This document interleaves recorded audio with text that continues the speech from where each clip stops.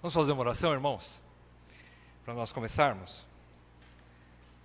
Senhor nosso Deus, estamos aqui reunidos com interesse, Senhor, em estudarmos a Tua Palavra, revermos assuntos importantes, Senhor, para a membresia e para o ministério local. E que pedimos, Pai, que na direção do Teu Espírito, o Senhor nos instrua, para que adquiramos sabedoria espiritual, para que saibamos também nos relacionar de maneira adequada, Senhor, como membros da igreja local em Campo Grande, da igreja cristã em Campo Grande, e assim edificarmos a nossa igreja sobre a rocha, que é Jesus Cristo, firmada na doutrina dos apóstolos, nos princípios de Deus, e assim sejamos abençoados e cresçamos, não só em conhecimento de Deus, mas também em número. Senhor, nós esperamos isso de Ti, nós clamamos isso a Ti, ousadamente pedimos que o Teu Espírito nos guie para o crescimento da igreja local. Senhor, assim nós oramos com esperança, com gratidão, em nome de Jesus. Amém, Pai. Amém. Irmãos, como eu já havia anunciado, então nós vamos começar hoje o estudo sobre entendendo o ministério da igreja local. Obrigado.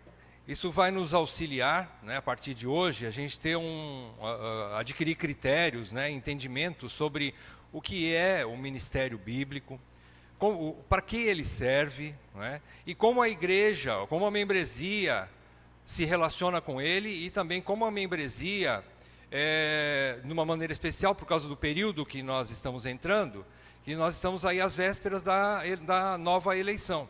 Então é importante que os irmãos saibam como escolher os seus candidatos, né, aqueles que se candidatarão ao ministério, tanto presbíteros como diáconos. E como o assunto é meio longo, a gente tem que começar um pouco antes, né? Provavelmente aí vai ser em torno de março, se eu não me engano, do ano que vem, né? A próxima eleição. Então a gente não tem muito tempo para se inteirar desses assuntos. Então vamos começar. Eu gostaria de começar abrindo um texto com os irmãos, de Atos capítulo 2, do versículo 42 ao 47. Atos 2, de 42 a 47.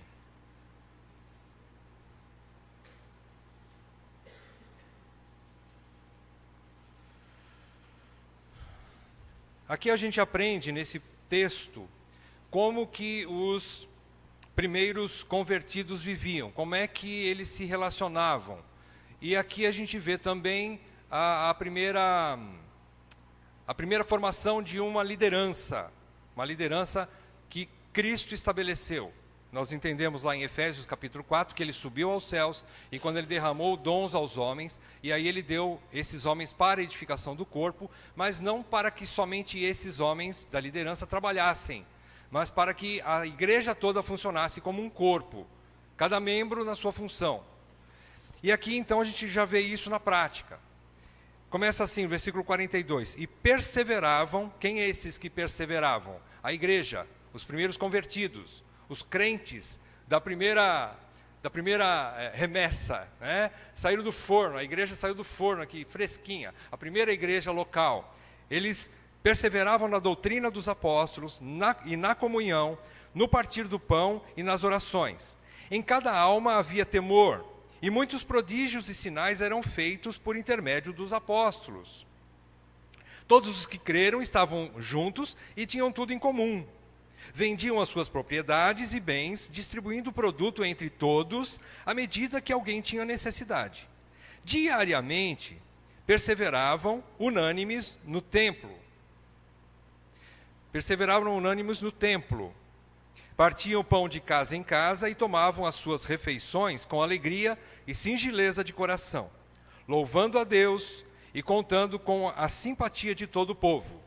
Enquanto isso, acrescentava-lhes o Senhor, dia a dia, os que iam sendo salvos. Então veja, a igreja foi gerada pela vida de Cristo, pela morte de Cristo, e ela passou também a ser geradora de vida.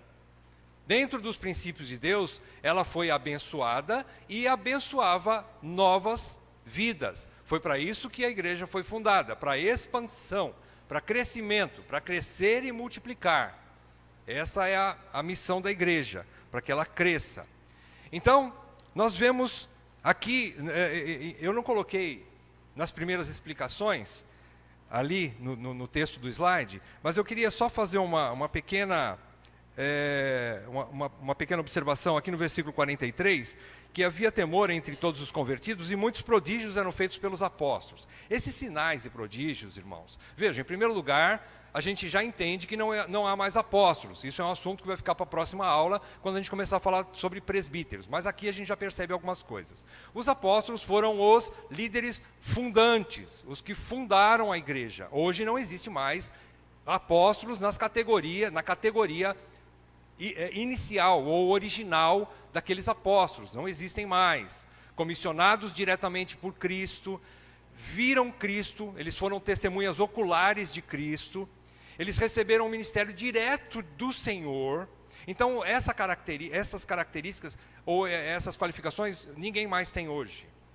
Os sucessores deles, dos apóstolos, então, são os presbíteros. Só para adiantar um pouquinho. E consequentemente, os prodígios e sinais que foram tão abundantes, especialmente no livro de Atos e nas cartas, que você começa a perceber alguns ensinamentos ali, ou algumas falas de Paulo e dos outros apóstolos, mas principalmente no livro de Atos, os sinais e prodígios e maravilhas, ou milagres que eram feitos, foram para a confirmação da palavra, do Evangelho.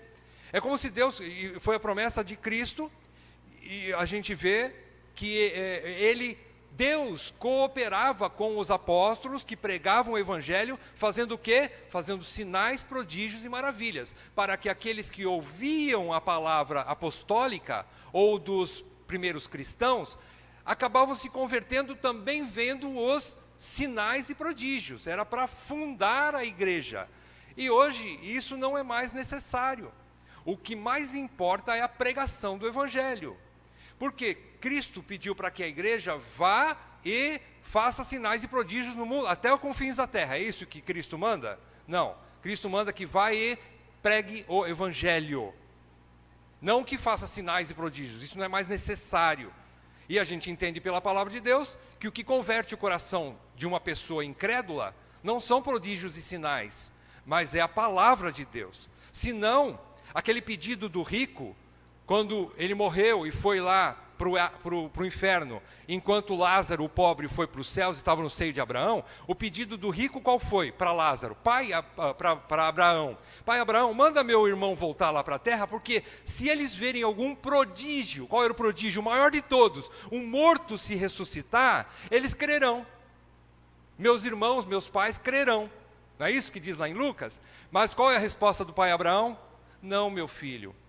Ainda que um morto ressuscite dos mortos, que é um grande prodígio, não é? É o maior de todos.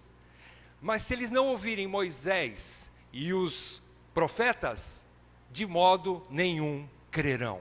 Então a fé vem pelo ouvir a palavra e não por ver sinais e prodígios. Por isso que ela é desnecessário hoje. E é o que Jesus falou também para Tomé. Quando Tomé estava incrédulo, quando ele ressuscitou, apareceu para os 11, Tomé não estava, né? Para os 10, né? Tomé não estava, e depois o outro dia ele apareceu para Tomé, Jesus apareceu para Tomé, com o corpo ressurreto, e falou para Tomé, toque aqui, toque em meu corpo, né? Em meu lado.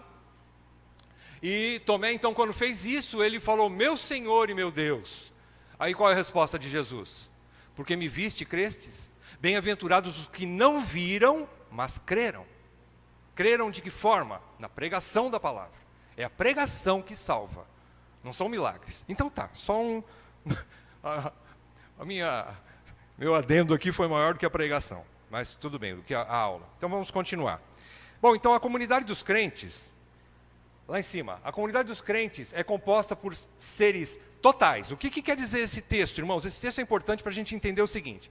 Seres totais são seres que são pessoas que possuem um corpo físico e uma alma ou um espírito, que a Bíblia chama de alma ou coração, que são inseparáveis e interdependentes. Um corpo sem espírito é um defunto. E um espírito sem corpo é um fantasma, não existe. Então, os dois estão ligados. Por isso que a Bíblia, há uma questão entre os teólogos. Nós somos seres dicotômicos, somente corpo e alma. A maioria dos protestantes reformados creem dessa forma. Só dois, corpo e espírito. Só corpo e espírito, o espírito abrangendo também a alma. Só dicotômicos, só duas partes. Outros dizem que somos seres tricotômicos, baseados em alguns textos que falam que nós somos corpo, alma e espírito. Mas a questão não é essa. A preocupação não é se somos dicotômicos ou tricotômicos. Isso é uma discussão teológica que não vai ter fim. O que importa é que nós somos um ser total, nós somos seres totais. E se nós não atendermos às necessidades físicas, como também às necessidades espirituais, nós sofremos. Nós temos deficiências. E nós não evoluímos como cristãos. O cristão precisa cuidar do corpo, como precisa cuidar do seu espírito também. E é isso que esse texto nos ensina. Portanto, nós temos aqui embaixo, todos estão enxergando aí? Dá para ver? Temos necessidades tanto materiais, que suprem o nosso físico, quanto emocionais, que suprem o homem interior, para o benefício da unidade humana, do corpo todo, tanto da alma, ou do espírito, como você queira, como do corpo físico. Nós temos essa necessidade. Por isso Deus providenciou suprimento de todos os elementos essenciais necessários para uma vida comunitária saudável. Deus, nesse versículo 42, nós percebemos a primeira provisão de Deus, o primeiro cuidado de Deus. Ele nos deu a doutrina dos apóstolos e a oração, que fala dos cuidados espirituais de Deus. Doutrina dos... perdão. Avancei demais, voltei para frente. De novo. Aqui. Doutrina dos apóstolos, que são e a oração. São os cuidados que nós chamaríamos de espirituais. Depois Deus nos deu a comunhão. O que é a comunhão no versículo 42? São momentos em que nós nos despimos uns para os outros no sentido espiritual. Eu falo para o meu irmão da minha necessidade, da minha tristeza, da minha alegria. Eu estou unido com ele no sentido de repartir. E essa comunhão abençoa o povo de Deus no sentido emocional, onde nós nos suprimos uns aos outros. E em terceiro lugar, Deus concedeu também o partir do pão, que são os cuidados físicos ou cuidados materiais. Por quê? Porque Paulo nos ensina também que nós devemos cuidar do templo do Espírito, que é o nosso corpo. Nós precisamos ter saúde. Então, o partir do pão fala de comida mesmo, é comida ali. Ele está falando e depois mais para baixo, nos outros versículos, diariamente, versículo 46, diariamente eles comiam, não só perseveravam no templo, nos cultos, mas também partiam o pão de casa em casa, e tomavam as suas refeições. Vejam, aqui está falando de comida mesmo, com alegria e singeleza de coração. Então existem necessidades em todas as áreas. E o que acontece então? O que isso tem a ver com o ministério? Bom, isso tem a ver que o ministério, o objetivo principal do ministério local é suprir todas as áreas da igreja local e manter essa vida cristã comunitária saudável. Existe uma preocupação com o ministério com todas as áreas, pelo menos deveria existir, com todas as áreas do ser humano, de cada membro da igreja. Nós entendemos o ser humano total. A igreja não é somente aquela que se preocupa com a saúde espiritual do rebanho, mas também se existe algum necessitado de comida e de roupas. Das necessidades básicas do ser humano. A igreja precisa se preocupar. E aqui a gente vê claramente que isso tem que começar dentro de casa.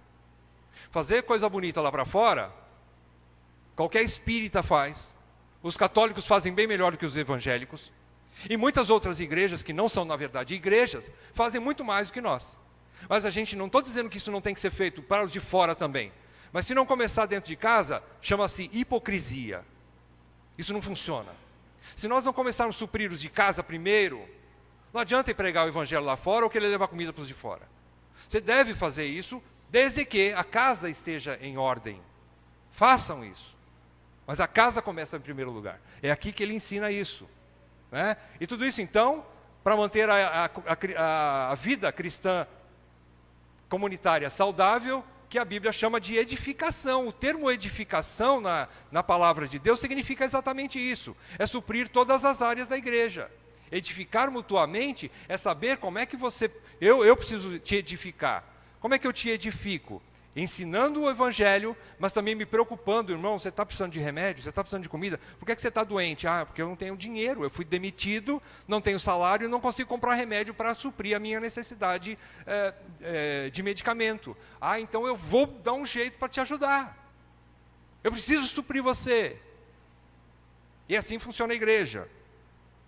Depois, a instituição dos diáconos, propriamente agora vamos no capítulo 6, vocês entenderam, né? A totalidade do ser humano, não é?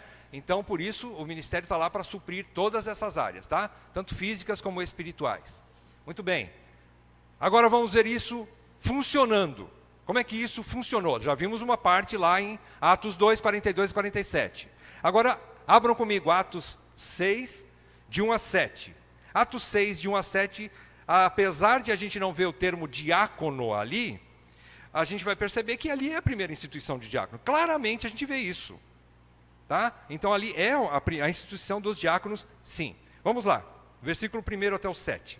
Ora, naqueles dias, multiplicando-se o número dos discípulos, houve murmuração dos helenistas contra os hebreus, porque as viúvas deles estavam sendo esquecidas na distribuição diária. Então, esses 12 aqui, está falando dos apóstolos, os 12 apóstolos, não é?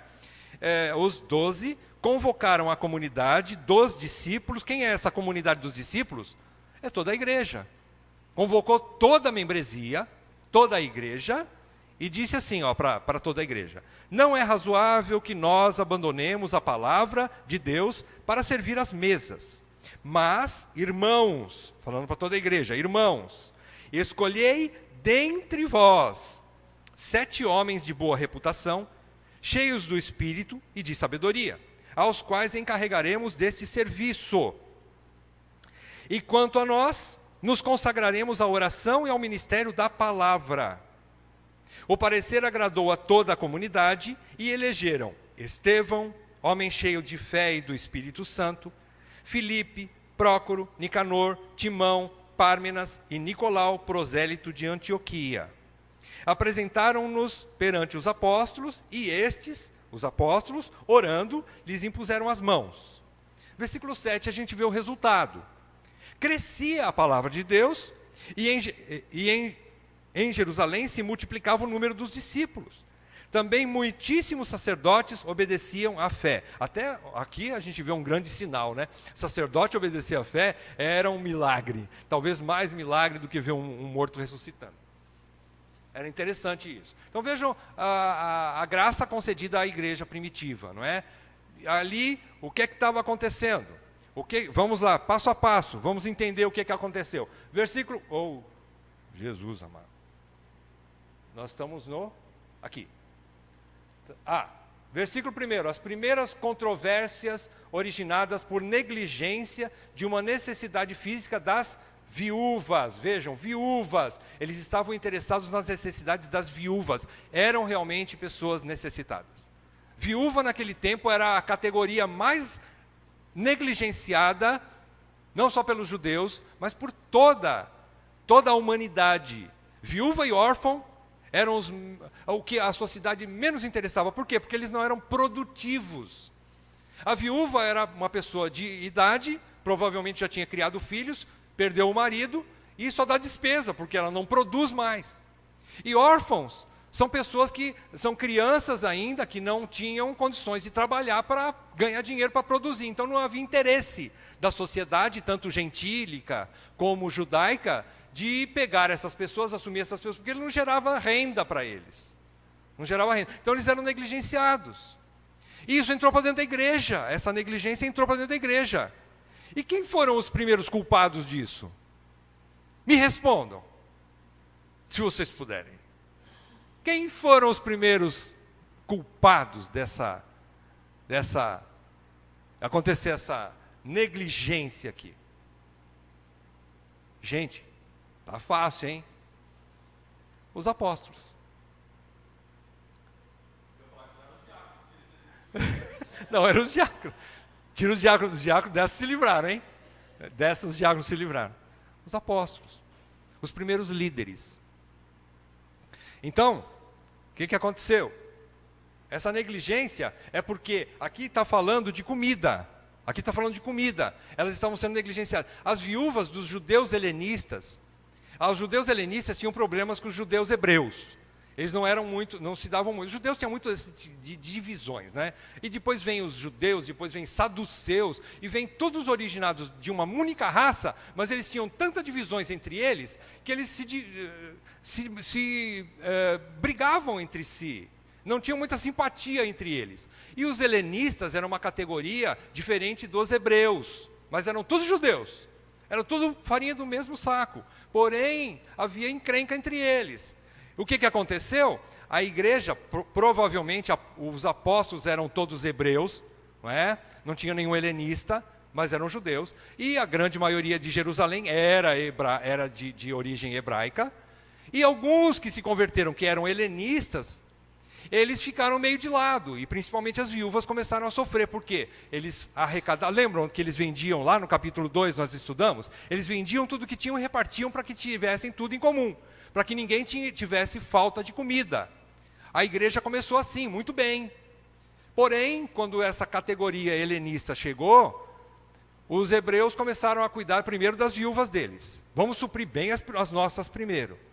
Se sobrar, a gente atende às helenistas. E acabou não sobrando. Culpa de quem? De quem estava distribuindo. Quem foram os primeiros diáconos? Agora vocês vão saber responder. Quem foram os primeiros diáconos, irmãos? Os apóstolos. Os apóstolos começaram o trabalho diaconal. Está óbvio aqui. Eles tinham a incumbência de fazer isso. Durante um período, eles serviram como diáconos. E eles falharam. Não é? Agora eu vou apertar certo aqui. Versículo 2. Mesmo sendo os 12, veja bem, quando fala de os 12 fala dos apóstolos, irmãos, aqueles homens que tinham uma categoria especial na liderança da igreja. Eles foram comissionados direto por Cristo. Eles viram Jesus pessoalmente, eles andaram com Cristo. Eles tinham poder diferenciado de outros homens para fazer prodígios e milagres. Eles tinham conhecimento porque andaram na universidade de Cristo, junto com Cristo por um período. Então eles tinham algo diferente. E mesmo sendo esses entre aspas, né, os grandes apóstolos, os 12, o que aconteceu? Ocorreram falhas que apontam as suas limitações. Eles eram os 12, mas eles não eram super-homem. Eles não conseguiam fazer tudo sozinhos. Eles não conseguiam. Versículo 2 diz que então os 12 convocaram a comunidade dos discípulos e disseram: não é razoável que nós abandonemos a palavra de Deus para servir às mesas. Trocando em miúdos, o que eles estão falando aqui? Nós não conseguimos fazer tudo, irmãos. Irmãos, nos perdoem. Nós não conseguimos abraçar o mundo, trazer o suprimento espiritual para a igreja e trazer o suprimento material para a igreja. Nós não conseguimos administrar tudo isso. Nós temos limites, irmãos. Perdoe-nos, ó igreja. Precisamos de ajuda. Precisamos de ajuda. Vamos repartir isso aí, porque o negócio não está bom. Se está tendo encrenca, se está tendo controvérsia, embora seja positiva para justamente apontar falhas, aí resolvendo as falhas, então aí eles vão pensar como é que eles vão resolver. Versículo 3, no 2, né? Então a gente percebe que tiveram limitações, essas falhas ocorreram pelas limitações dos 12, e a busca de solução foi aberta a toda a comunidade. Perceba no versículo 2 que os apóstolos sugerem, então, convocaram toda a comunidade dos discípulos, né? Eles chamaram a igreja, repartiram com a igreja, não é? E foi aberta a toda a comunidade. Então, apesar da primazia da doutrina, quer dizer, os apóstolos entenderam que eles precisavam, aqui no finzinho, apesar da primazia da doutrina, eles entenderam a importância das mesas, que é o suprimento material também. Como é que eles iam fazer para fazer as duas coisas juntas? Não dava, sozinhos não. Então eles convocaram, ia chamar mais gente, repartir o negócio. Nós temos que jogar na defesa. Precisa chamar mais gente para fazer o ataque, o meio de campo e o ataque. Nós estamos sem. Está faltando um jogador no campo aí. Precisamos ter gente carimbada para meter a bola para dentro do gol. Porque só ficar na defesa não resolve.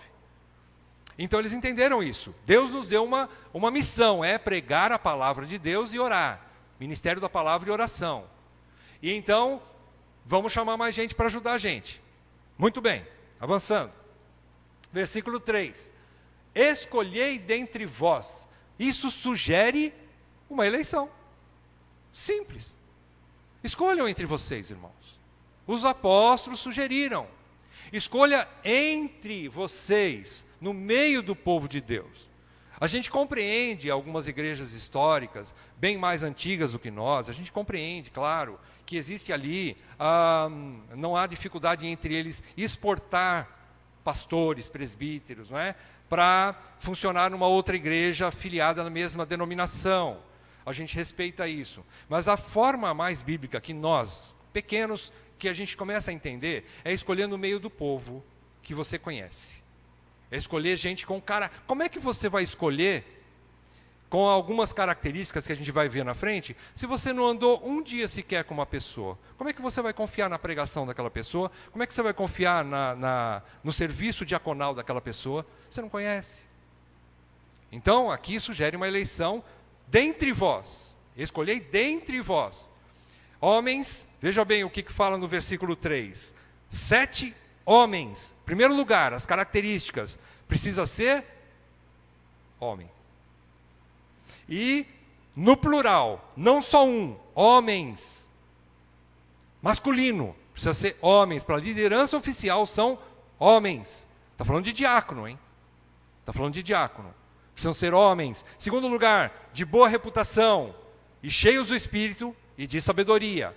Aqui, de boa reputação, cheios do Espírito e de sabedoria, são irmãos conhecidos da comunidade, pessoas que a gente já andou junto com ele, a gente conhece a vida dele, não só aqui dentro da igreja, mas lá em casa, no trabalho, nos seus negócios. A gente conhece características, qualificações e a maneira com que essas pessoas andam e fazem as suas coisas, tanto particulares como também comunitárias. Então são pessoas que eram conhecidas, né? Irmãos conhecidos de toda a igreja, provados em sua vida comum. O que é vida comum? É que ninguém podia falar mal deles nos relacionamentos que eles tinham lá fora. Como é que eles conduzem as suas finanças? Como é que eles conduzem o seu relacionamento familiar? Como é que eles conduzem os seus negócios, no seu emprego? Como é que está as qualificações deles nessas áreas? Eles estão preparados para assumir uma missão? Está falando de diácono, mais uma vez estou lembrando, hein? Então aqui está mostrando, eu preciso conhecer essas pessoas antes de dar meu voto para ele. E essa pessoa tem que estar andando, no mínimo, dentro de alguns padrões. Boa reputação fala que não tem nada que alguém possa acusá-lo lá fora. Embora em 1 Pedro, a gente aprenda que Pedro diz assim: se você sofrer perseguição, mas como cristão, ou seja, sem quebrar princípios de Deus, como cristão, e você for perseguido injustamente por causa disso, você é um bem-aventurado. Está tudo certo, isso é normal. Mas não sofra como malfeitor. Como malfeitor, você está desqualificado para ser um líder, tanto diácono como presbítero. Se você tem alguma coisa que alguém tenha contra você e você não resolveu aquilo, não que você não tenha, mas se você tem, mas não sabe resolver aquilo, alguma coisa está errada com a tua vida cristã e você está desqualificado para servir no ministério. Você precisa pelo menos correr atrás para resolver. A igreja precisa ter pelo menos noção. Bom, eu sei que meu irmão tem alguns problemas, mas esse meu irmão está correndo atrás. Ele está pelo menos tentando. Não só de boca, mas em atitudes também. Não só falar, eu preciso resolver tal coisa. Eu preciso... E nunca dá passos. A igreja precisa sentir isso. Isso chama-se boa reputação. E aí ele vai ser cheio do Espírito. Óbvio. Existem princípios para a pessoa ser cheia do Espírito. Existe um livro do Roy Hession, que nós estudamos, é um livretinho muito antigo, e ele fala que o cálice do crente só se enche de novo do óleo, que é a unção do Espírito, quando esse cálice está limpo. E ele só é lavado pelo sangue de Cristo. O que significa isso? Quando ele se arrepende dos seus pecados, quando ele conserta a sua vida espiritual, quando ele se relaciona de novo com Deus e com o semelhante, não que ele não peque, mas quando ele peca, ele corre, se arrepende e pede perdão. Quando ele faz isso, ele se limpa. Aí o que acontece? Cristo enche-o de novo do Espírito. Enche-o de novo do Espírito. Não é que ele perde o Espírito, mas o Espírito está triste, entristecido e inativo dentro dele. Ele não consegue fazer a sua missão, cumprir a sua missão. Por quê? Porque o cálice está sujo. Não há boa reputação e ele não pode se encher do Espírito por causa disso. Então está aí, versículo 3, homens no plural, boa reputação, cheios do Espírito. Então isso mostra que a igreja precisa conhecê-los, eles precisam ser provados por sua vida comum e espiritual. Espiritual seria o envolvimento dele com a igreja. Alguns diáconos e presbíteros já mostram que são diáconos e presbíteros antes da eleição, sabiam disso? São pessoas que estão ativas já, participativas, interessadas nas necessidades da igreja, antes de serem eleitos. A igreja vê notoriamente, claramente, quem é quem. Quem está apto a ensinar e quer ensinar e corre atrás para isso. Quem está apto a servir como diácono e faz por onde. Ele aparece, ele se oferece, ele não espera ser chamado muitas vezes. Ele se coloca à disposição, ainda que ele não tenha nenhum ofício, não seja um oficial. Ele se coloca à disposição. Pode falar, irmão.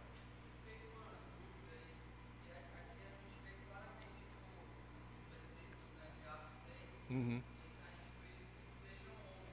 Sim. Aham. Uhum. Presbíteros e diáconos. Isso. Uhum. Aham. Sim. No meio, Paulo. Aham. Isso. Vamos responder essa questão. Isso. Exato. Aham. Dá a impressão porque está no mesmo contexto, né? No mesmo contexto. Isso. Aham. Exato. Paulo tem muito disso. Paulo coloca a gente em cada sinuca de bico que a gente precisa buscar graça para poder entender isso tudo. É exatamente esse ponto que o Breno está falando. Ali, o que acontece?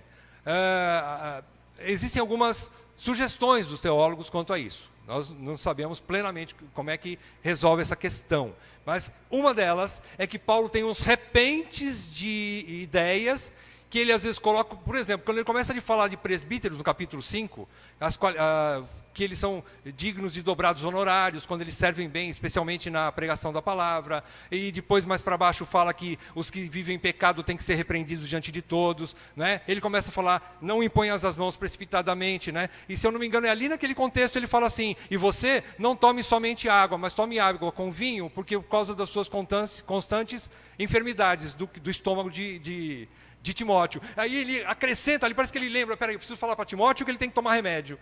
E bota ali, o que tem a ver com não tem nada a ver com os presbíteros ali. Ali parece também que uma das saídas dos teólogos é essa. Segunda saída dos teólogos é que realmente são diaconisas, podem ser diaconisas.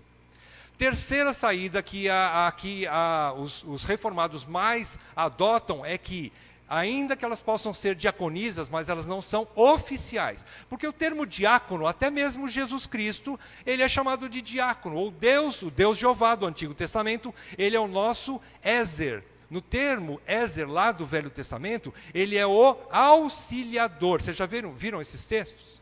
Quando o povo de Israel chama Deus de meu Ézer. Ele é o meu ajudador. O que quer dizer ali, trazendo para o grego do Novo Testamento, ele é o meu diácono. Ele é o meu auxiliador. Então, veja bem, ali não quer dizer, eu vejo que é assim, existem a questão é que os reformados entendem assim, que são mulheres auxiliares dos diáconos oficiais. Como a gente entende, mas a nossa igreja aqui, por exemplo, nossa igreja, ICCG, tem pastora? Não oficialmente, mas existem mulheres que pastoreiam umas às outras. Porque pastor não é propriamente um ministério oficial, é um dom. E quando chama-se dom, ele é dado tanto para os filhos como para as filhas de Deus. Existem mulheres sábias que pastoreiam as mais novas, elas não ensinam as mais novas a serem boas donas de casa, amarem seus maridos, seus filhos, não é? E viverem uma vida piedosa. O que elas estão fazendo com as mais novas? Pastoreando. Então a gente entende isso, Breno. Agora, esse detalhe, foi bom você lembrar, nós vamos ver quando chegar nos presbíteros exatamente esse texto que o Breno está falando. Se Deus permitir, semana que vem falaremos dos presbíteros e vamos abranger esse texto de Timóteo. E vamos falar mais um pouquinho sobre isso. É muito bom você ter levantado. Tá? Resolveu a questão? Não, mas a gente já tem alguma luz no fim do túnel. A mulher serve-se na igreja. Como serve, irmãos? Como elas podem ser auxiliares dos diáconos de uma maneira maravilhosa, muito mais eficientes do que os homens, porém não de forma oficial. Não de forma oficial, como líder. Na liderança oficial. Ela é auxiliadora, ela pode ensinar? Pode, mas ela não pode ser oficialmente uma presbítera ou uma diaconisa. Nós entendemos assim. Tá? Dessa forma. Vamos avançar um pouquinho mais. Onde nós estamos? Ministério plural, tá. Passamos... Versículo 3, a parte final do versículo 3 e 4. Ele diz que encarregaremos, os apóstolos vão delegar a autoridade aos 7 escolhidos, enquanto eles permaneceriam tanto atuando na estrutura doutrinária e espiritual da igreja, que ali significa oração e ministério da palavra. É isso que os apóstolos, que eram também os primeiros presbíteros, precisavam continuar fazendo. Oração e palavra. Esse encarregaremos significa então que eles iriam ficar tranquilos com aqueles 7 homens operando nessa área diaconal, suprindo as necessidades físicas da igreja, e eles não iam mais se preocupar com isso. Quando se fala de encarregar, você confia. Passa o quê? A carta? A carga, passa a carga, isso. Passa o bastão. Se o presbitério não confia e tem que ficar em cima, que nem um cão de guarda, aqueles farejadores lá no aeroporto que fareja cocaína, e fica ali fungando no cangote do diácono porque não confia, então, para que diácono? Abraça de novo a causa. Só que você está antibíblico. Só que você está quebrando o princípio de Deus. Se você não confia no diácono que você escolheu, então por que você escolheu? Então precisa confiar. Os apóstolos passariam a confiar, eles encarregariam, para que eles tivessem tranquilidade para continuar estudando a palavra, pregando a palavra e o ministério de oração em todo vapor. Funcionando. Porque para isso eles entenderam que para isso que eles foram chamados em primeiro lugar. Não é? Então vemos aí uma descentralização de serviços. Perceberam o que eu marquei ali embaixo? Descentralização de serviços, sendo os diáconos os primeiros gestores. Eles eram os primeiros administradores dos bens da igreja local. Aquelas primeiras pessoas que estavam tomando conta dos bens, do dinheiro, dos mantimentos que chegavam, das roupas que chegavam, do local de reuniões. Por isso que a gente tem diáconos, a gente vê que houve evolução no salão, houve melhoria no local de reuniões. Faz parte da diaconia? Com certeza. Você já imaginou com esse calor de 180 graus aí, você sentado aí no sol, ouvindo eu falar aqui? Você ia aguentar? Você nem vinha para cá. Você nem estaria aqui hoje. Tá precisando de mais um arzinho condicionado? Tá, mas já tem 3. Isso é bom. Isso é prova de que as coisas estão funcionando. Isso é prova de que há princípios de Deus que estão sendo abençoados por Deus. Funciona. Dentro dos princípios, Deus abençoa. Talvez não na nossa hora, mas Deus abençoa. É o que está acontecendo com a ICCG, pela graça de Deus. Avançando. Versículo 5. Eu li o 4? Li, né? É. Avançando, versículo 5. Pois não? Aham. Aham. Aham. Sem dúvida. Sem dúvida. Sem dúvida. Aham. Uhum. Exatamente. Justamente. Uhum. Exatamente. Uhum. Aham. Uhum. Perfeito. Olha que colocação. Exatamente, ele está dizendo o seguinte, que há uma necessidade de há uma fiscalização entre um ministério plural, uns aos outros, se ajudando, se exortando.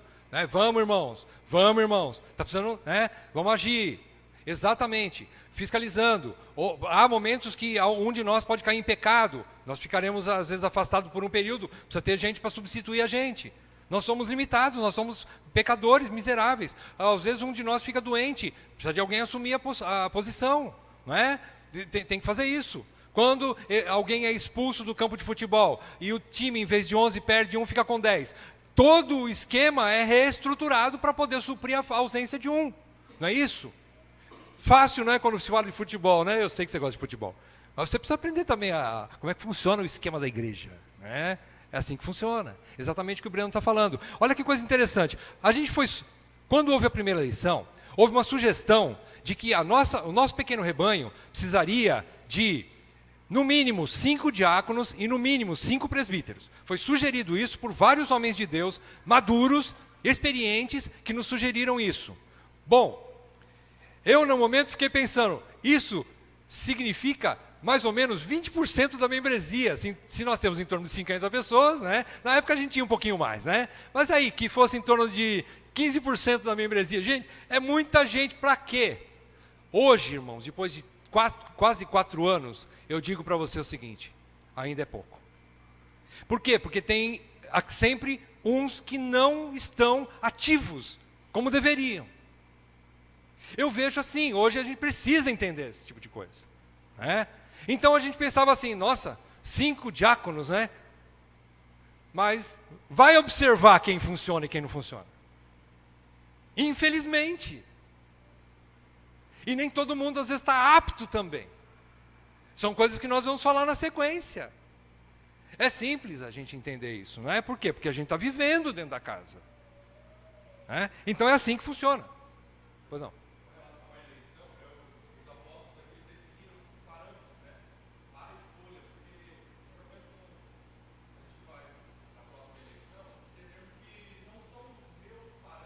Sim.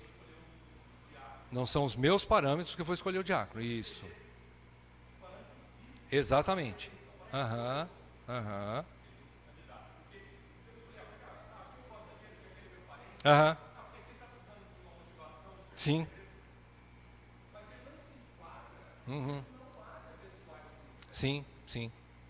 Exatamente. Bem lembrado. Uhum. Exatamente.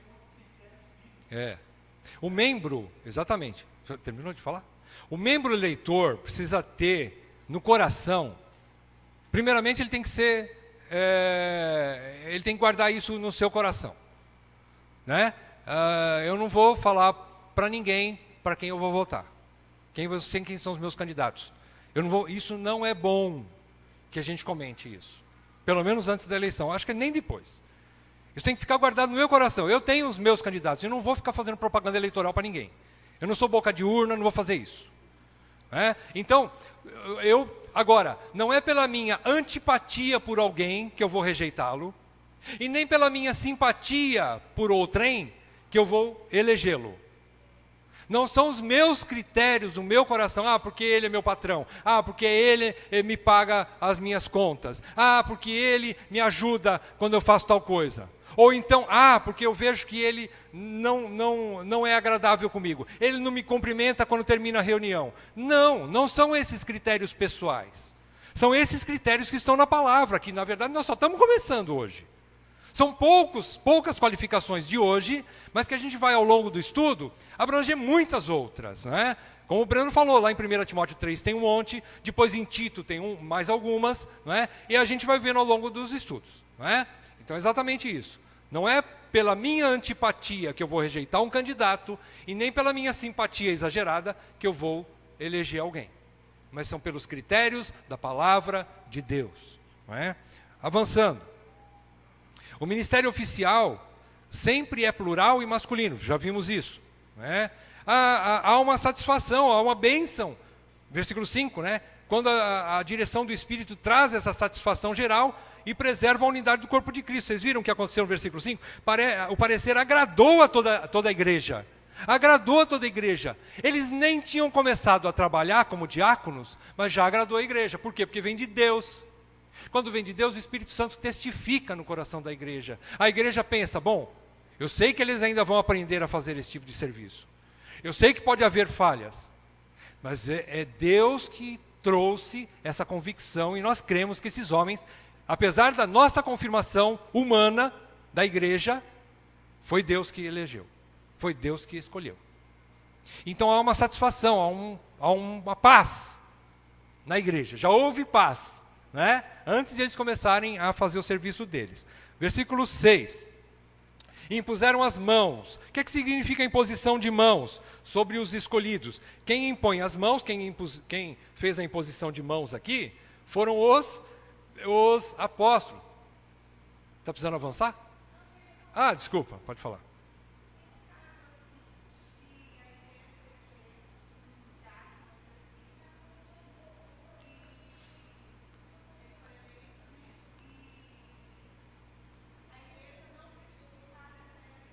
Uhum.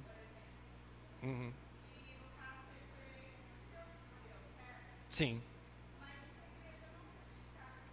Uhum. Bom, aí é uma somatória de várias ações que a igreja vai ter, né? A gente tem que entender o seguinte. Primeiramente, Mateus 18 nos diz que quando o irmão está em pecado, não só contra mim, mas contra a igreja, porque quando o oficial é eleito e não cumpre aquilo que ele está fazendo, então de alguma forma ele está quebrando um princípio. A gente precisa entender isso. Eu posso, como membro, chegar no irmão e conversar com ele? Posso. De forma respeitosa, eu posso. Devo fazer isso, né? Depois entra, essa questão a gente vai trazer mais quando eu falar sobre disciplina dos oficiais da igreja, né? Mas já vou adiantar para a Rayane alguns pontos, né? E aí tem a questão lá de 1 Timóteo capítulo 5, ele fala que, em primeiro lugar, os eleitos como presbíteros, eles têm que cumprir bem o seu ministério da palavra. Então, eles, por isso, são dignos de dobrar os honorários. O raciocínio inverso é que, se eles não se afadigarem no ensino, eles não são dignos de permanecerem como tais. Aí, como que a igreja faz para resolver isso? Aí é que é a questão, que é muito complicado, eu só vou poder falar quando chegar no dia, né? Mas é muito complexo isso. É um estudo muito comprido, que vai ser uma aula ou duas, somente de abordagem, conversa e disciplina do líder, né? Porque é muito complexo. Pode falar. Aham. Sim. Aham.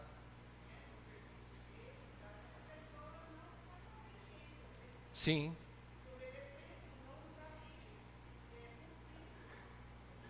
O chamado. O chamado, é um chamado. Exato. Pode. Sim. Aquele chamado. Sim. Exatamente. Por isso que nós... Sim. Não obedece. Sim. Aham. Sim. Pode acontecer. Ela é sua mãe? Ah.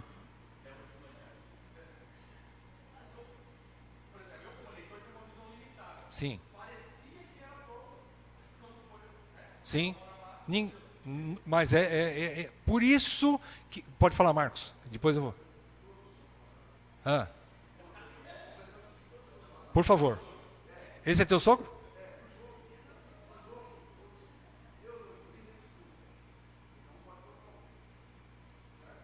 Não entendi. Como é que é? Ah, sim. Sim. Aham. Uhum.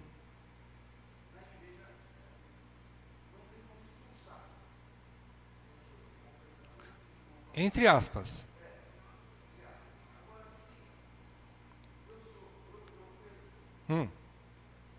Você foi eleito. Certo. Certo. Não está cumprindo o papel. Está desonrando o chamado. Sim. Através da eleição. Aí, é igual a resposta que eu dei para a Rayane. Como é uma resposta bastante complexa, né, eu não tenho como falar isso agora, que senão eu vou perder também o tempo nessas qualificações de hoje. Né? Mas eu já vou adiantando. Há, sim, essa possibilidade. Desde que a congregação toda tenha, já que foi toda a congregação, não importa. Ah, mas o meu voto não foi dele, não interessa, agora você está envolvido. Ele foi eleito, ele é presbítero ou diácono de todos. Eu não votei nele, mas ele é teu diácono. Ele é teu presbítero, agora ele é. Então toda a assembleia tem o direito de se juntar, conversar a respeito. Agora, vejam bem, existem coisas, existem situações que não cabe uma expulsão, mas simplesmente uma advertência. A remoção só em extremo pecado inconfessado. É Mateus 18, final do Mateus 18. Quando você procura o irmão e ele não se arrepende do pecado, aí a igreja considera-o como gentil e publicano, e muito menos a oficial da igreja, não é? Quando há um pecado que ele não se arrepende. Pecado provado, por isso que fala que tem que ter 2 ou 3 testemunhas. E quando tem a igreja toda nesse sentido, então aí há condições de chegar. A Assembleia é soberana sobre o presbitério. A Assembleia é soberana sobre o ministério. Os ministros, sejam presbíteros ou diáconos ou até apóstolos, não são maiores do que a igreja. A igreja é o corpo de Cristo. E os ministros são servos da igreja. Eles não são os tiranos da igreja. E a igreja unida, biblicamente, pode tomar atitudes contra um líder que está quebrando princípios. Não só pode, como deve. Por quê? Eu vou chegar lá daqui a pouco. Calma aí, gente, vamos devagar. É muita coisa, né? Então vamos lá. Em primeiro lugar, a imposição de mãos. Significa que eles estão se submetendo, os apóstolos não só confirmaram, né? Ou seja, eles se submeteram à escolha da igreja, os apóstolos se submeteram à escolha da igreja. Olha só, a igreja está acima dos apóstolos. Foi a igreja que escolheu, a membresia que escolheu os 7 diáconos. Não é? Não foram os apóstolos, foi a igreja. Então, a imposição de mão significa assim: nós nos submetemos, ó igreja, aos 7 homens que vocês escolheram. Nós aceitamos o que vocês escolheram e nós obedecemos à igreja. Primeira coisa, a imposição de mão significa. Segunda coisa, a imposição de mão significa que eles delegaram a autoridade e confiabilidade dos diáconos. A primeira é da igreja para eles, né? Nós, a igreja, está acima dos apóstolos, então nós nos submetemos à igreja. A segunda é dos apóstolos para a igreja. Como a igreja escolheu, então agora vocês confiem neles e vocês vão ter que engolir esses homens. Porque vocês escolheram. Vocês são os responsáveis. Quantos anos eles têm de mandato? Não interessa, vocês vão ter que engolir. Porque isso vem da igreja. A igreja escolheu. Então, a imposição de mão significa isso.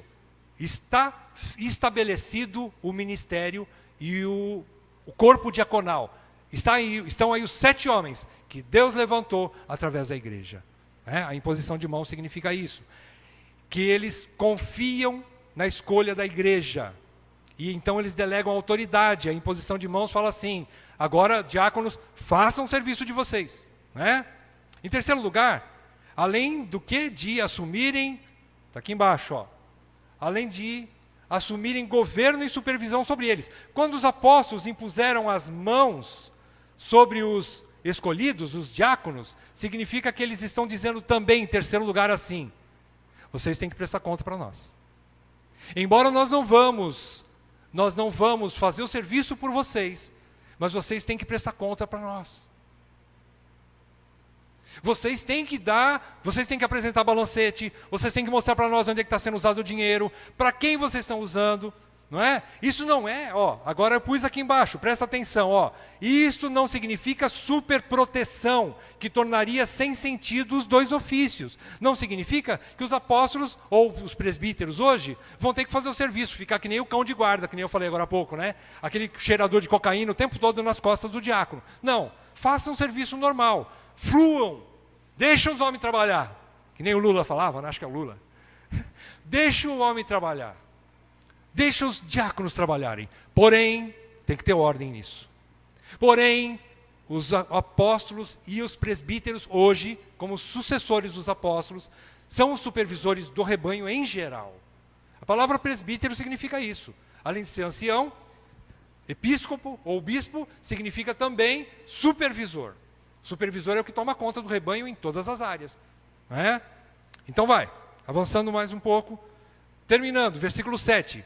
A controvérsia foi resolvida e a edificação e crescimento da igreja continuou. Vejam que a igreja continuou sendo abençoada. Por quê? Porque era o princípio de Deus. Era a vontade de Deus estabelecer um ministério plural e ter mais gente para trabalhar. Os diáconos foram uma bênção para a igreja. E a igreja continuou crescendo. O evangelho continuou crescendo. Crescia a palavra de Deus, viram aí versículo 7? Em Jerusalém multiplicava o número de discípulos e os sacerdotes se converteram. Então, Deus continuou abençoando aquele povo. Toda vez que acontece isso, em Atos tem muito disso, né?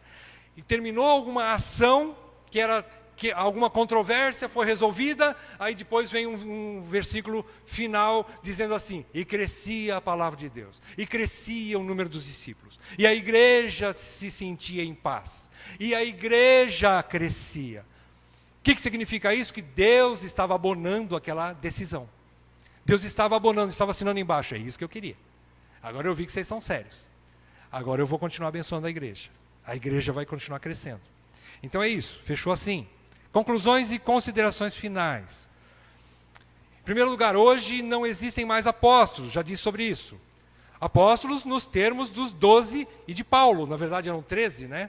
12 e de Paulo. Os seus sucessores são os presbíteros. Onde é que está aí no texto isso? Não está. Mas a gente vai ver depois, eu já estou adiantando algo que a gente vai ver na próxima aula, se Deus permitir. Então, os apóstolos que eram testemunhas oculares de Cristo, que aprenderam direto com Cristo, que foram chamados direto por Cristo, esse tipo de apóstolo não existe mais. Por isso o termo apóstolo hoje é obsoleto, ele não tem mais nesse sentido. Qual é o termo que a Bíblia usa depois da era apostólica? São os presbíteros. Os presbíteros têm a mesma função apostólica, porém eles não têm os mesmos dons apostólicos. Não precisa mais ter alguns dons daqueles passados. Não precisa. Se Deus permitir hoje fazer sinais, prodígios, é por alguma razão especial, mas não há mais necessidade. O que é a necessidade? Da pregação da palavra, o ministério da palavra e oração. O presbítero tem que fazer isso, tem que focar nisso. Essa é a missão presbiteral hoje. Segundo, os apóstolos foram os primeiros presbíteros da igreja. Isso a gente vai ver também na próxima aula. João se diz: eu apóstolo, eu presbítero, ele não fala o nome dele, eu presbítero. Nas cartas de João fala isso. Pedro fala, quando vai falar para os presbíteros, ele fala assim: rogo a vós presbíteros, eu presbítero como vocês. Capítulo 5 de 1 Pedro. Ele vai falar que ele é presbítero. Ele não se chama de apóstolo, ele chama no começo da carta. Mas no fim ele se iguala com os presbíteros. Né? Então a igreja primitiva tinha apóstolos, mas os primeiros apóstolos também eram os primeiros presbíteros. Né? E também serviram como diáconos, já falei sobre isso. Né? Por algum tempo eles foram diáconos também. Então vejam, Se numa necessidade extrema, por algum motivo, o oficialato tiver só presbítero, mas tiver necessitados e por algum motivo a junta diaconal não estiver funcionando, não dá para dizer assim, eu sou presbítero, eu não mexo com isso. Irmãos, quando o time tiver com menos de, às vezes foi expulso 3, né? Está com 8 jogadores, cara, você tem que jogar até no gol se precisar. Você tem que correr para frente, você tem que bater pênalti, você tem que bater escanteio, você tem que fazer de tudo. Não tem essa, eu sou o presbítero que prega todo domingo. Eu não vou levar a cesta básica lá, porque alguém tem que aparecer e fazer isso. Irmão, não existe isso. Não existe isso. Pelo amor de Deus. Todos temos que fazer. Como também, se por falta de um presbítero, a igreja ficar sem alimento, alguém do rebanho, e não, eu vou dizer mais uma coisa, não somente os oficiais, mas um diácono pode levantar para pregar, se houver falta. Ou um membro da igreja que tenha conhecimento mínimo de Bíblia, pode pregar, deve pregar, porque o rebanho não pode ficar sem comida, ainda que seja momentaneamente, provisoriamente, não pode deixar de ter suprimento, tanto físico como espiritual. Então vamos lá, avançando. Os 2 únicos ofícios, então, da igreja cristã moderna são diáconos e presbíteros. Depois, diáconos cuidam das mesas ou necessidades físicas da igreja local, que é uma demonstração prática do amor de Cristo que supre em tudo. É o que 1 João 3, 16 a 18 fala. 1 João 3, 16 a 18 diz que o amor de Cristo, o amor consiste nisso, em que Cristo morreu por nós, deu a vida por nós. Então nós devemos dar a nossa vida pelos nossos irmãos. Depois do versículo 17, Pedro fala assim, se algum de vós tem condições financeiras. É 1 João 3, 16, 17 e 18. No versículo 17, João diz assim, eu falei Paulo? Pedro, desculpa. Essa carta de João foi escrita por João, não foi por Pedro, tá? Foi João que escreveu. João diz assim, e se tiver alguém de vocês que tem recursos materiais e não suprir a seu irmão, onde? Ele faz uma pergunta, onde está o amor de Deus aí? Onde está o amor de Deus? Ele termina no versículo 18. Filhinhos, não amemos somente de palavras ou de língua, de boca, mas de fato e de verdade. O que significa isso? É o que o diácono faz e é o que toda a igreja precisa fazer. Suprir as mesas, suprir as necessidades materiais. Depois, terminando esse slide, os diáconos atendem às necessidades físicas, mas o seu ministério é espiritual. Por quê? Porque nós somos um ser completo. E quando ele está fazendo isso, suprindo as necessidades físicas, ele está dando recursos para que a pessoa cresça espiritualmente também. Porque quem pode aprender a palavra de Deus, e se você ficar só ensinando a Bíblia, só ensinando a Bíblia, só ensinando a Bíblia, mas se não há alguém num outro setor que supra as necessidades físicas, como é que aquela pessoa vai entrar em ensinamentos bíblicos, conhecimento bíblico, se ela sabe que o filho dela está quase morrendo no hospital, ou que está sem medicamento, ou que está sem comida e roupa em casa? Nós somos um ser total, lembram-se? Atos 2. Nós somos um ser total. Então, é um ministério espiritual também, porque atende o corpo, e nós somos seres espirituais acima de tudo. Os membros da igreja são seres espirituais. Por isso devem ser cheios do Espírito Santo e de sabedoria. Um diácono que não seja cheio do Espírito Santo e de sabedoria também está falhando, como uma quebra de qualificação aqui. Ele precisa ter o mínimo de conhecimento bíblico. Ele precisa de Bíblia para saber como agir. Quando ele leva um suprimento para a casa de uma pessoa, ele não está levando só comida, ele está levando Cristo para dentro daquela casa. Ele está levando o Espírito para dentro daquela casa. Ele está levando, ele vai orar com aquela pessoa, ele vai trazer soluções espirituais para aquela pessoa, ele talvez vai abrir um texto bíblico, ele deve abrir um texto bíblico com aquela pessoa. Ele consola aquela pessoa, não só por levar comida, mas por levar a presença do Espírito para dentro daquela casa. O diácono faz isso. Ele precisa ser cheio do Espírito. E não tem jeito de ser cheio do Espírito se ele negligencia as coisas espirituais. congregar, estudar a palavra, orar, pedir perdão, consertar os seus pecados, se arrepender. Como que ele vai levar o Espírito se ele não tem o Espírito? Ou, melhor, ele tem o Espírito, mas o Espírito não age, não testifica na vida daquele homem. Continuando. Diáconos se esforçam para preservar a unidade e a harmonia do corpo de Cristo. São como amortecedores ou retentores de choque para a igreja. Esse termo, amortecedores, nós tiramos do livro Encontrando Presbíteros e Diáconos Fiéis. Ele é do pastor Tabit. É um livro da editora Fiel, muito bom esse livro. Ele tem muita coisa boa ali. Se os irmãos quiserem conhecer esse livro, ele é fantástico, porque ele é muito prático, ele é muito simples, a linguagem dele é bem popular, é bem acessível. Então ali você conhece muitas e muitas características práticas, não é? Ou qualificações dos presbíteros e dos diáconos, para que você conheça como é que funciona a liderança de uma igreja local. É um livro muito bom. Eu sugiro aos irmãos, se puderem, estudar esse livro, lerem esse livro. Tá? Muito bem. Diáconos apoiam o ministério da palavra e ensino, e ornamentam, ou seja, eles fazem a igreja local atrativa.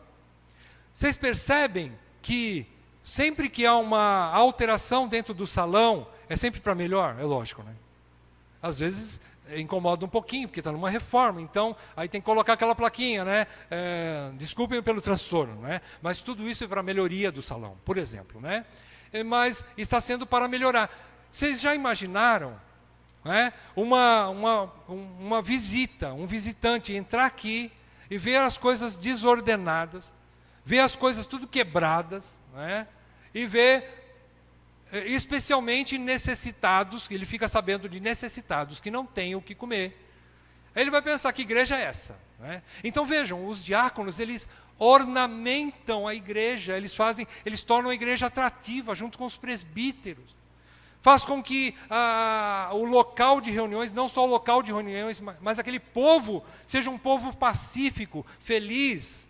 Eles ajudam a resolver controvérsias, porque uma igreja dividida, as pessoas que nos visitam, os que estão sendo evangelizados, eles não vão querer permanecer numa casa dividida. Ela não vai prosperar. Então os diáconos têm essa beleza no seu ministério, né? Depois, diáconos apoiam o ministério da palavra e ensino e ornamento. Já falei. Por último, os diáconos devem ser escolhidos pela congregação. Vejam bem, presta atenção nisso. Os diáconos devem ser escolhidos pela congregação, de dentro da congregação, e devem ter plena confiança da congregação. Por quê? Porque a congregação responderá a Deus. Estou respondendo alguma pergunta que alguém fez. Porque a congregação vai responder diante de Deus pela escolha que você fez. Por isso que é muito séria a escolha que você faz. Por isso que é muito sério quando você elege. Acho que ninguém pensou nisso, né? A igreja não pensa nisso. Só pensa que lá o texto de Hebreus fala que o obreiro, lá o guia, ele vai responder diante de Deus pela igreja. Né? Mas a igreja que escolheu o guia errado, vai responder diante de Deus por ter escolhido o guia errado. Agora, é verdade, nós não temos bola de cristal. Por isso, outra bênção que a gente adotou aqui, a gente pensa que é a melhor saída, é que de 4 em 4 anos nós temos uma revisão nesse ministério. Essa revisão é feita nisso, ou é reeleito ou não, dependendo daquilo que a igreja determinar. A igreja que vai escolher, a igreja que vai ter noção das pessoas que estão continuando, que vão continuar ou não no ministério. De 4 em 4 anos é feita essa revisão, então não vai sofrer o dano por muito tempo, não é? Embora tenha que engolir por algum tempo, mas depois toma a decisão correta. É? A igreja tem essa incumbência, meus amados. Por isso que ela não pode escolher de qualquer jeito. Por isso que tem que ter critérios. Não é porque o homem é o homem risadinha, né? É o simpatiquinho da igreja que ele vai ser o escolhido. Não. Ele tem que ter qualificações bíblicas. Não é? Então é isso. E escolhido pela congregação, de dentro da congregação, você precisa conhecer o camarada. O caboclo tem que andar com você. Antigamente se dizia assim, para conhecer você, eu preciso comer um saco de sal junto. Vocês já ouviram esse termo? Comer um saco de sal significa que é muito tempo andando junto. Andando junto faz com que você conheça a pessoa. E somente conhecendo a pessoa você pode escolher. Você precisa conhecer o camarada. Não é? Diáconos, terminando. Diáconos devem ser sensíveis e devem estar inteirados das necessidades da membresia e do ministério. Eles precisam ter essa característica de sensibilidade. Não adianta o cara que não interage com a igreja, não sabe o que está acontecendo com a igreja, não está envolvido com a igreja, o que ele vai ajudar como diácono? Se ele não está sensível, presente, existe essa necessidade de ser perspicaz, de estar ligado, estar inteirado. Como que eu vou suprir as necessidades daqueles que eu mal conheço porque eu não estou envolvido com eles? Existe essa necessidade de interação, né, com a membresia e com o ministério. E precisam ser rápidos, diligentes e precisos nas suas ações. Irmãos, quando a necessidade básica, não pode ficar para amanhã. Não dá para ficar para amanhã. Existem coisas que têm que ser ontem. Se passar muito tempo, fede. Não dá mais para resolver, morre. Precisa ser ágil. Assim é um bom diácono. Como os apóstolos, eles viram a necessidade, é para hoje, vamos juntar todo mundo, vamos resolver o negócio hoje. Eu não sei quanto tempo demorou para a escolha, mas eu acho que foi muito rápido, aquela escolha do capítulo 6 de Atos. Eu imagino que seja. Precisa resolver. Por quê? Porque tem gente passando fome. Não dá para brincar com isso. Penúltimo. Diáconos e presbíteros não necessitam de quaisquer outras qualificações além das especificadas na palavra de Deus. Embora, para presbíteros, quando chega lá, tem uma pequena diferença, que eu vou falar por causa do ensino. Mas as qualificações da palavra de Deus são as essenciais. O diácono precisa fazer um curso de diaconia ou de qualquer outro curso de administração de empresa para poder ser um diácono? Não. Ele é escolhido porque ele é um homem de boa reputação, cheio do Espírito e de sabedoria, e mais algumas qualificações que Paulo vai ensinar em 1 Timóteo. Então, essas qualificações bíblicas bastam. Mas se ele fizer um curso de administração, vai ser uma bênção ainda. Vai ser melhor. Se ele fizer algum outro curso, não sei do que, para auxiliar o ministério diaconal, bênção para a igreja. Como presbítero, o presbítero precisa ter curso de teologia, ter uma faculdade de teologia, não necessariamente, mas é bom, é ótimo. É ótimo, por quê? Porque como é que ele ensina se ele não sabe direito? Por último, as controvérsias justas, agora fechando, as controvérsias justas, eu chamo de justas, porque Deus mesmo permite, às vezes, alguma encrenca dentro de uma igreja local, sabia? Deus permite algumas encrencas, algum pecado, alguma situação que parece que vai destruir toda a igreja, como aconteceu lá. Os helenistas podiam estar olhando para a igreja de Jerusalém e olhando para as suas viúvas famintas e falando assim, essa igreja não presta. Eu vou sumir daqui. Agora acabou tudo. Não é a primeira coisa que a gente pensa? Quando tem uma controvérsia, às vezes é a primeira coisa que a gente... Agora vai acabar essa igrejota aqui. Só que não vai durar mais nem uma semana. Às vezes a gente pensa assim. Mas às vezes as controvérsias acontecem para resolver os problemas, para amadurecer o rebanho, para trazer soluções. Assim Deus age, para que nós amadureçamos, cresçamos, nos unamos mais, sejamos mais fortes. Porque é na hora da luta que a gente se junta mais. É na hora dos problemas que a gente clama juntos por ajuda de Deus, por direção de Deus. E aí vem a bênção. Quando essas controvérsias justas, quando devidamente analisadas e solucionadas, geram benefícios para todo o rebanho, para a comunidade. Perceberam? Buscaram Deus, Deus trouxe a solução, e a igreja continuou sendo abençoada, versículo 7. Assim que funciona, irmãos. Que Deus dê graça da igreja continuar sendo abençoada. Nosso pequeno rebanho continuar sendo abençoado, dentro dos princípios de Deus. Mais alguma pergunta? Pode falar. Você é esposa de quem? Pode falar. Diga lá. Fácil, hein? Fácil. Pergunta fácil, por favor.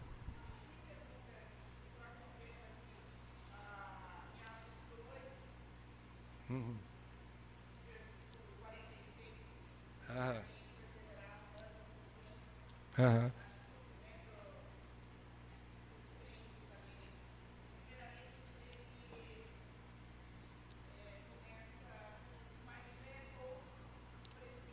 Sim.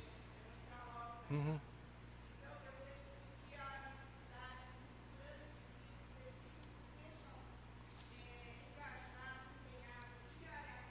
Sim. Uhum. Uhum. Uhum. Aham. Uhum. Uhum.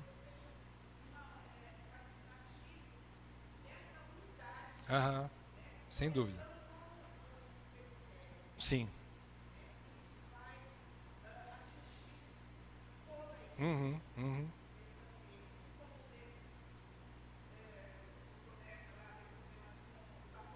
Sim. Os apóstolos falharam. Uhum. Sim. Unânimes. Sim.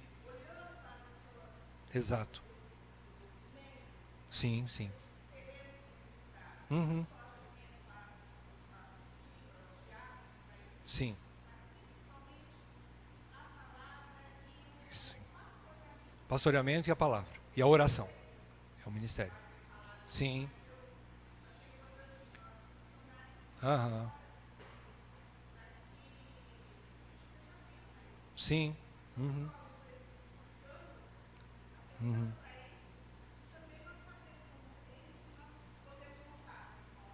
Exatamente. Necessidade. Sim. Exatamente. Uhum. Muito bom. Essa parte unânime que você falou é exatamente isso. Ser unânimes ali, não é? É que os 12 estavam ativos, não é? Os 12 estavam ensinando. E provavelmente os 7 também, como diáconos, também iriam atuar os 7, né? Pena que Estevão não teve muito tempo, né? Que ele foi assassinado logo depois, vocês perceberam, né? No capítulo 7, aí vem o drama de Estevão, né? Ele foi morto ali, né? Mas foi um grande diácono. Aham. Aham. É, isso. Sim. Bem alicerçado na palavra, na oração, pastoreamento. Exato. Sim, sem dúvida, fica um caos. É verdade. Começa dos mais velhos, dos anciãos, que são os presbíteros. Não é? César? Sim. Uhum.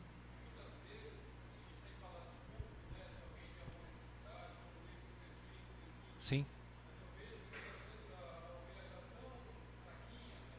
Exato. Ajuda. Uhum.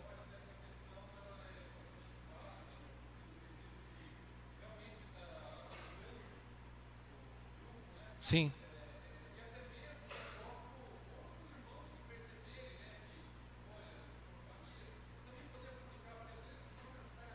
Uhum.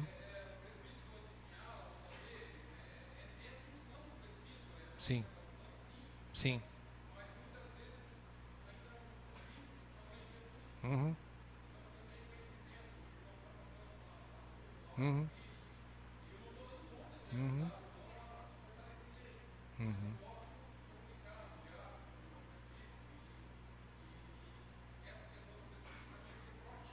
Uhum. Sim. Uma proatividade. Uhum. Ah, terminou? Essa questão que o César está falando, do presbítero também, ficar sabendo, né? Essa questão também vai ser falada com mais detalhes depois, né? A parte presbiteral é bem grande, né? Em relação aos os diáconos, ela é bem complexa, né? Bem mais abrangente, né? Mas é verdade, eu acho que as duas coisas andam juntas, não é? As duas coisas. O membro necessitado precisa também se comunicar, não é? Mas o supervisor, como pastor, muitas vezes, que nem o César falou, às vezes a pessoa não tem nem força para se comunicar, não tem nem força para pedir ajuda. Por isso, então, o pastoreio, o pastor precisa ir conhecer o rebanho, precisa visitar, precisa estar presente. É uma área deficiente na nossa comunidade, muito. Eu reconheço isso. Então eu peço para que a igreja esteja, inclusive, intercedendo por nós. É uma deficiência, precisa ser resolvido, né? Mas é isso, irmãos, a gente precisa corrigir tudo isso, tá? Pois não? Sim. Membro da igreja. Sim. Sim. Sim. Sim. Você perceber como membro que uma pessoa está necessitada. Sim. Certo.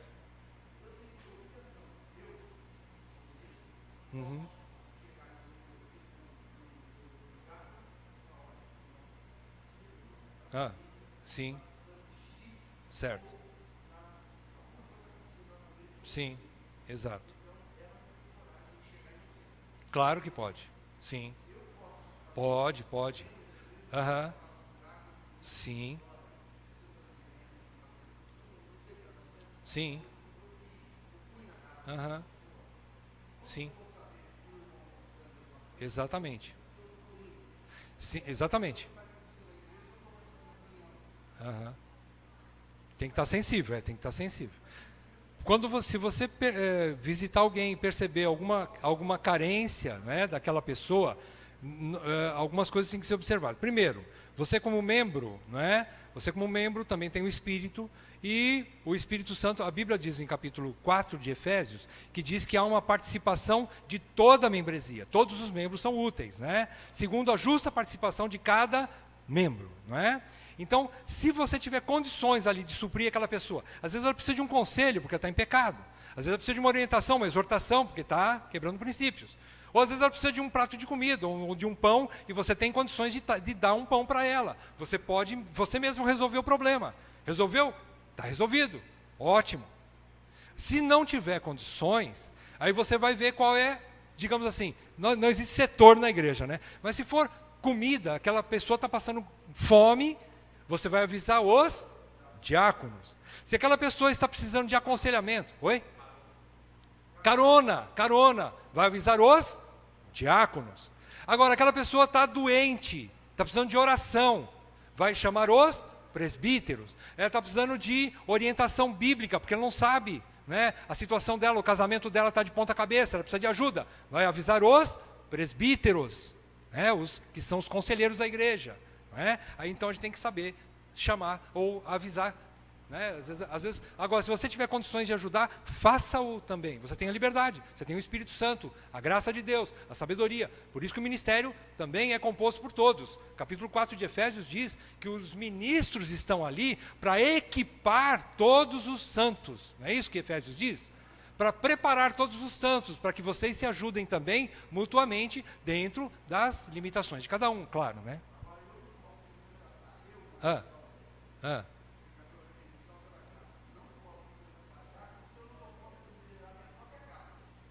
É uma outra qualificação que nós vamos ver semana que vem, se Deus quiser. Sim. Sim.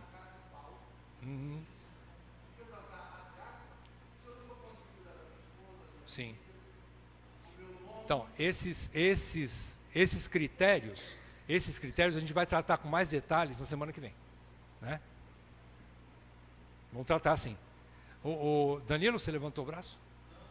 Vai falar? Ah, tá. Vamos encerrar, irmãos, já está 10h30. Vamos fazer mais uma oração?